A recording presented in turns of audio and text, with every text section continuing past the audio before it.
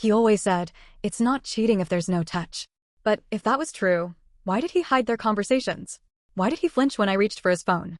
One day, I sent her a message from his number. Do you ever feel guilty? Her response came instantly, sometimes. But we can't stop, can we? My blood ran cold. That night, I waited until he got into bed and whispered, if you could erase one thing in your life, what would it be? He smirked, nothing. I showed him the message and whispered, then why did she say you can't stop? His face went white, and that's when his emotional affair became his biggest regret. I never thought I'd be here, typing this out to strangers, but after everything that's happened, I feel like I need to say it out loud, even if it's just into the void. I'm 41. He's 43. We were married for 6 years. Together for 10. No kids, just our dog Maisie. We lived in Cleveland, Ohio, small house, quiet street, normal life. We both worked full-time. I work in education. He works in sales. He used to travel more, but after the pandemic, he mostly worked from home or went into the office once or twice a week. We weren't perfect. Who is? But I thought we were fine. We had routines, we laughed, we watched the same stupid shows over and over. We talked about retiring somewhere warm. I didn't think anything was seriously wrong. Until I started noticing small things. At first, it was how quiet he got.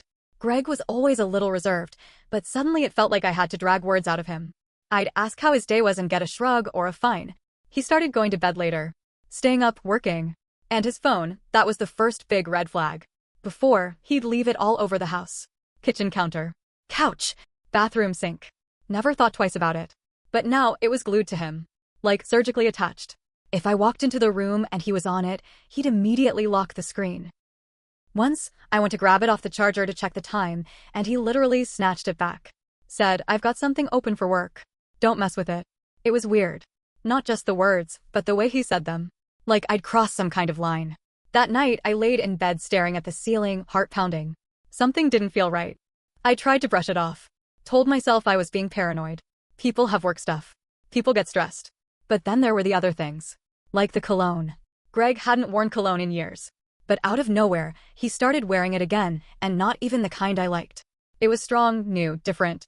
I asked about it and he said, trying something new. Sales guys gotta smell good, right? Then he laughed like it was a joke. Another time, I found a receipt in his jacket pocket. Dinner for 2. A place in Tremont we'd been to on our anniversary. I asked who he went with. He said it was a team dinner. But I checked the calendar, no meetings that day. No work dinner listed. He looked me right in the face and lied.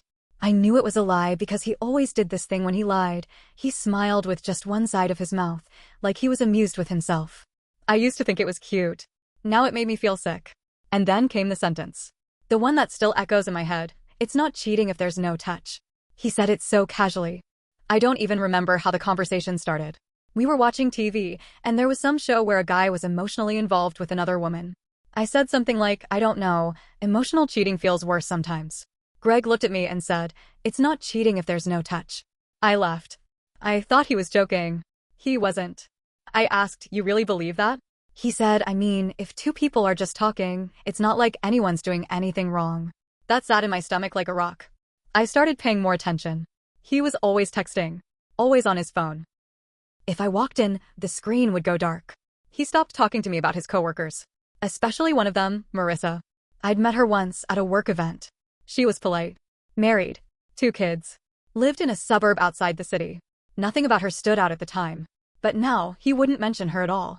If I brought up work people, he'd steer the conversation away. I asked if she still worked there, and he said, yeah, she's still around, and changed the subject. That's when I knew I had to look. I hate myself for it, but I waited until he was in the shower one night and grabbed his phone. I was shaking so bad I could barely type in his passcode. The regular text app had nothing. But I saw another app, Signal. He never used that before. I opened it, and there it was. Dozens of messages. Mostly to one person, Marissa.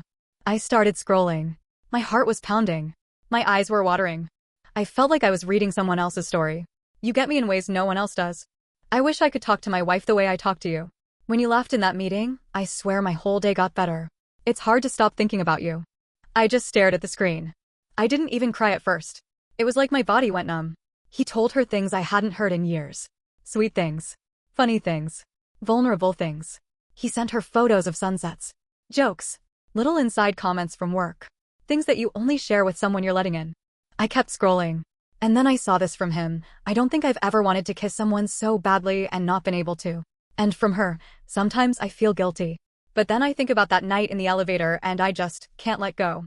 I took a screenshot. Then another. Then 10 more. I couldn't stop.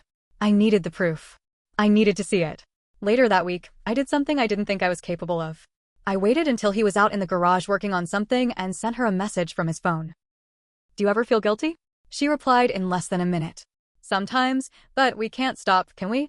I swear, I stopped breathing. My ears were ringing. I stared at the message until everything around me went quiet. The dog barked somewhere in the distance. A car passed outside, but inside, it was just me and that message. We can't stop. They weren't confused. They weren't scared. They knew. They were just continuing. Hiding. Lying. But never stopping. That night, I didn't confront him right away.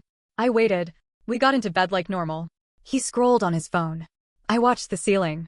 My mind was racing, but my voice was calm. I said, if you could erase one thing in your life, what would it be? He laughed. Nothing. I don't regret anything. I pulled out my phone, showed him the screenshot. I whispered, then why did she say you can't stop? He froze. I watched the blood drain from his face. His mouth opened like he wanted to say something, but nothing came out. He looked like he'd just been hit by a car. And in that moment, I saw it all. The truth. The shame. The regret. He tried to reach for the phone. I pulled it back. I said, don't. Just don't. I got up and slept on the couch. The next few days were a blur. He tried to explain. Said it wasn't physical. Said it was just connection.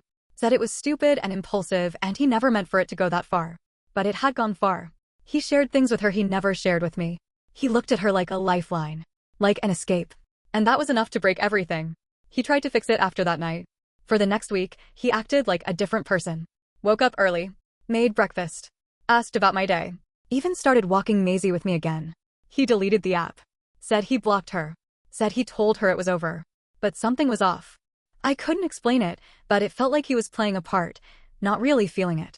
Just doing it so I wouldn't leave. Like he was checking boxes from a script titled, How to Save a Marriage You Just Emotionally Lit on Fire.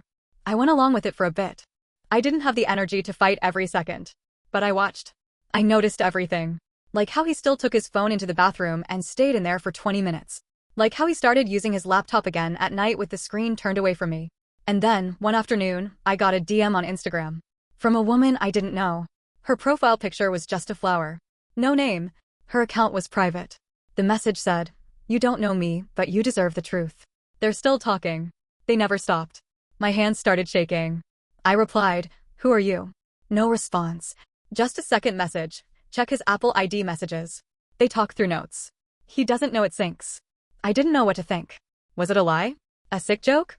But something about it felt too specific to be fake. That night, while Greg was showering, I went to our iPad, the old one we barely used anymore, but still synced to his iCloud. It was tucked in a drawer in the kitchen. Still had some charge. I opened notes. There were dozens of shared notes. One with a weird title, Project Recap. I opened it, and there they were. Conversations. Real-time messages sent back and forth like a chat, only hidden in a shared note, so they wouldn't show as texts. My chest tightened. Greg, I told her it's over. I'm buying time. I just need to figure out how to do this right. Marissa, I hate lying too. But I love you. And I'm not letting go. Greg, I'm scared. But I want to be with you. I just need to get out first. Marissa, I don't want to be the other woman anymore. Greg, you won't be. Just hold on. I felt the heat rise in my face. My throat went dry. My heart was racing so fast I thought I'd pass out. He wasn't trying to fix anything. He was trying to transition from me to her. Quietly. Without losing too much. A smooth exit. No mess. Just one day, I'd come home and he'd be gone. I wanted to scream. Instead, I took screenshots of everything. Sent them to myself. Deleted the messages I sent. Then I closed the iPad and put it back. I said nothing that night. Or the next. I needed time to think. To plan. He still had no idea. A few days later, I got another message. Same flower account. He told her you've been distant. Cold. That you stopped being a wife to him.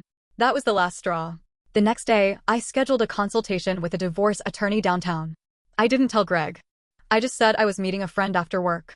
He didn't even ask who. The lawyer was sharp. Said I had everything I needed. Emotional affairs do matter, especially with evidence. He told me not to confront Greg yet. Just collect. Wait. Let him keep hanging himself. So I did. But then, here's where it turns. One night, we were in bed. He was asleep. Phone on the nightstand, screen face up. It lit up. Notification from Uber, ride to Tremont complete. Time-stamped just after lunch. He said he had been in back-to-back meetings all day. I felt my stomach flip. Again. I opened his phone. He never changed the passcode, cocky, stupid. Checked his Uber history. That ride? It dropped him off 3 blocks from Marissa's office. There was another ride back, 2 hours later. So much for no touch. I didn't say anything. Instead, I waited. The next morning, I kissed him on the cheek, handed him coffee, and said, "Have a good day." He smiled. Told me he had another full day of meetings. I smiled back. But I had a plan. And the next part? That's where it starts to really unravel. The day after I saw the Uber ride, I started pretending. Pretending I believed his lies. Pretending to be calm. Pretending like I was slowly forgiving him. I needed him to relax. To let his guard down. I knew he was planning something behind my back. He was too agreeable. Too helpful. He was always checking if I was okay.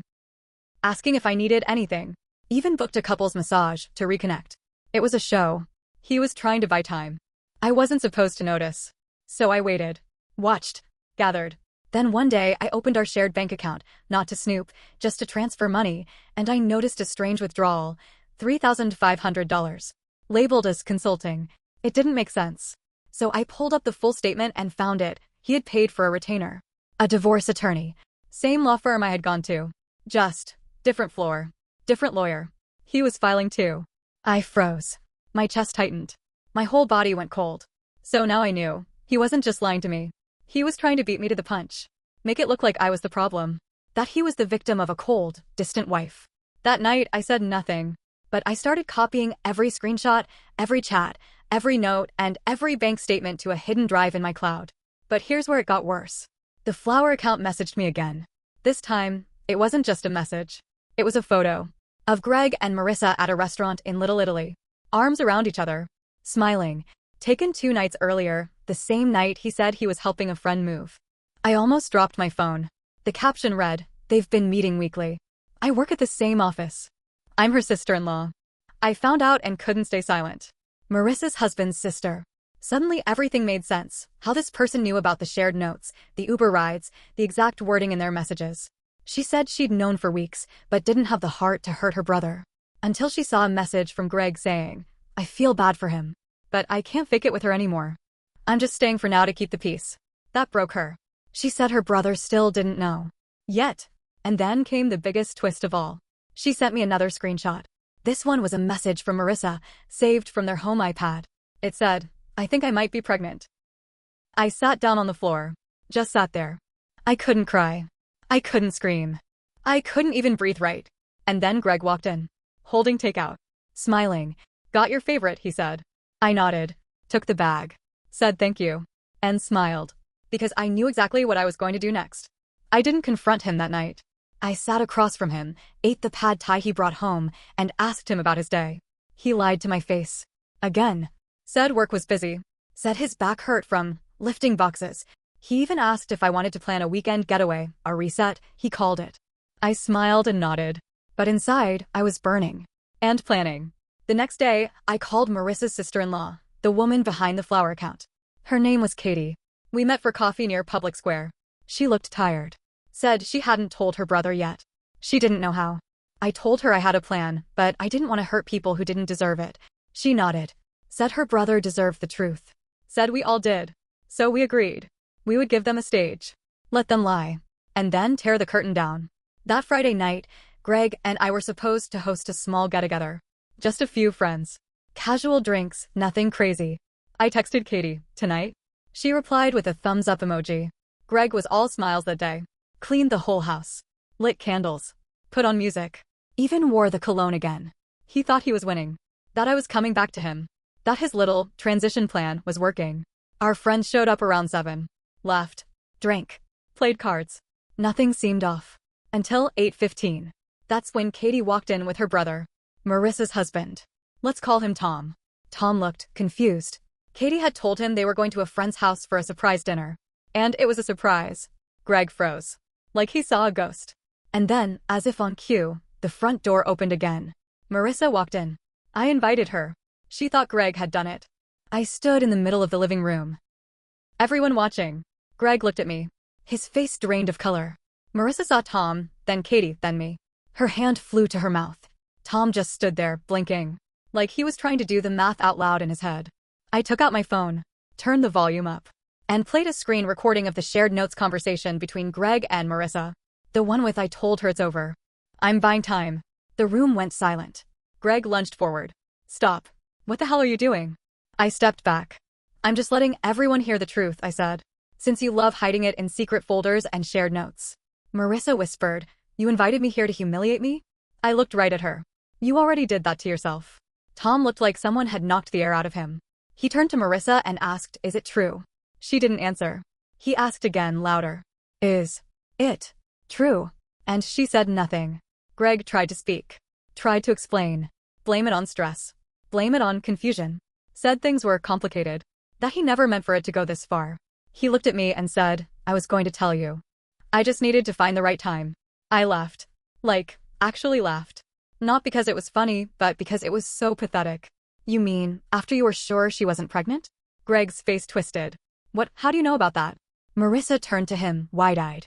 "You told her." I looked between them. "No, she didn't. Katie did. And the fact that you both thought you could lie your way out of this makes me sick." Tom just left. Quietly. No yelling. Just grabbed his keys and walked out the door.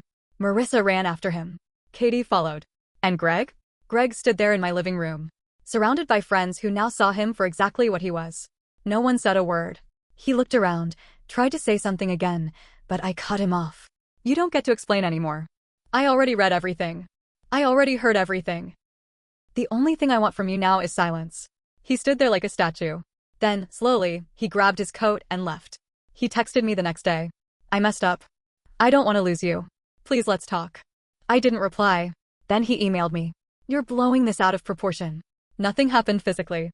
We were confused. Then another message, "You're not innocent either. You were cold for months." And there it was, the blame. He couldn't help himself. I blocked him everywhere. I filed for divorce the following Monday. I sent him the papers through my lawyer. Katie testified. So did one of our friends who saw the confrontation. The screenshots were enough to show intent, emotional infidelity, and premeditation. Tom moved out 2 weeks later. Filed for divorce on grounds of infidelity. Marissa tried to contact me. Sent an email asking to meet woman to woman. Said she wanted to clear the air. I never replied. Maisie, my dog, started sleeping through the night again. She used to whimper in her sleep. Now she just curls up next to me and snores. Greg still lives in Cleveland. We pass each other sometimes, grocery store, gas station, once at the vet. He doesn't smile anymore. Just looks tired. Hollow. Our mutual friends took sides. Some stayed quiet. Some sent texts saying, "I always had a weird feeling about him." Katie and I talk sometimes. She says her brother's doing better. Slowly. People think emotional cheating isn't real cheating. They say if there's no sex, it's not betrayal. But here's the truth. Emotional betrayal cuts deeper. Because it's not just about bodies, it's about trust.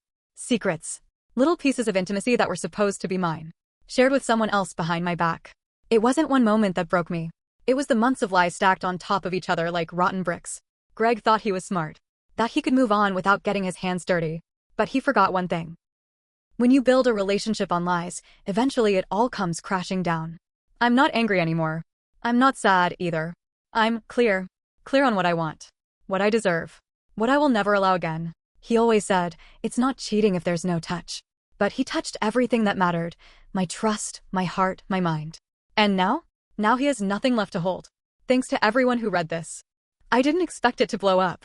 Your messages have meant a lot. I'm not sure what's next for me, but I know one thing for sure. I'll never apologize for demanding honesty. And if you're reading this and you're in the middle of that gut feeling, trust it. You're not crazy. You're not overreacting. You're probably right. And you deserve better.